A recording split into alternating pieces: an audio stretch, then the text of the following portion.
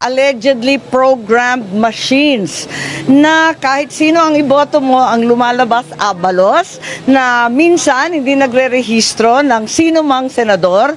Yung iba naman bumoto ng 100 pero overvote na ang sinasabi.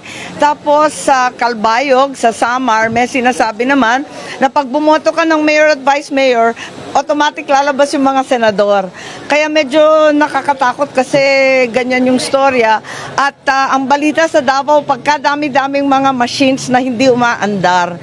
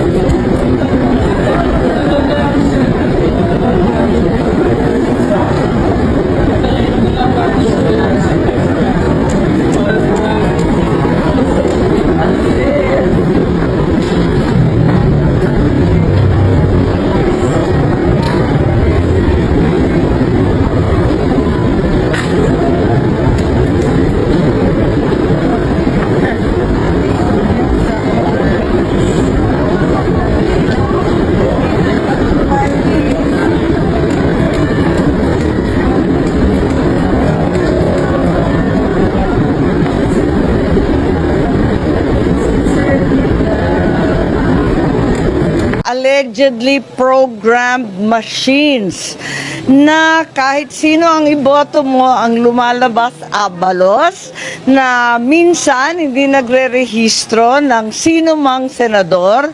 Yung iba naman bumoto ng 100 pero overvote na ang sinasabi. Tapos sa Calbayog, sa Samar, may sinasabi naman na pag bumoto ka ng mayor at vice mayor, automatic lalabas yung mga senador. Kaya medyo nakakatakot kasi ganyan yung storya. At ang balita sa Davao, pagkadami-daming mga machines na hindi umaandar. Kaya eto nga, nananawagan po ako sa BEI. Maganda naman pagboto ko dito, very perfect naman dito sa Cabeza, Lawag. Kaya lang, nananawagan ako sa mga botante pa itong hapon na ito na hanggang alas 7 kasi tayo, di ba? Very late tayo ngayon. Eh kung ganon, pwede ba i-check ninyo ng maigi lahat ng gagawin, tignan ninyo ng maayos yung resibo ninyo, maging makulit kayo at mapansin. At kinakailangan kung may reklamo, alam ko na bawal ilabas yung cellphone mo at kukunan mo. Bawal yun. Magagalit yung ating BEI. Pero kung magre-reklamo ka, may proseso. Sundan lang yung proseso, sabihin mo, may reklamo ka, may disparity, pagkatapos papipirmahan ka. Kaya kinakailangan nandito sa atin yan. As we all know, it's the very first time that we have a new technology provider.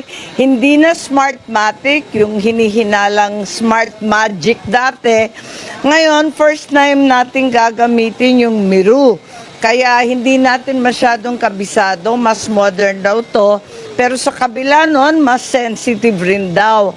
Kaya alamin natin at manmanin natin maigi kasi ang boto natin ay isang karapatan na binigay ng ating salinlahi. Ma'am, with all of these complaints, do you see the need to conduct an investigation?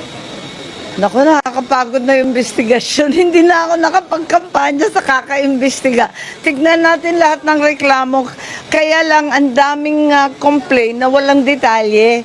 Kung maaari, bigay ninyo sa akin yung presinto, At kahit wala pang investigasyon at talagang papakalkal na natin, ano yung precinct number, pangalan ng BEI chair, ang pangalan ninyo, at ano talaga ang nangyari eksakto para maliwanag at magawa ng paraan na tignan yung presintong yun kaagad-agad at kung kailangan i-repair, i-pull out yung machine, gawin na rin.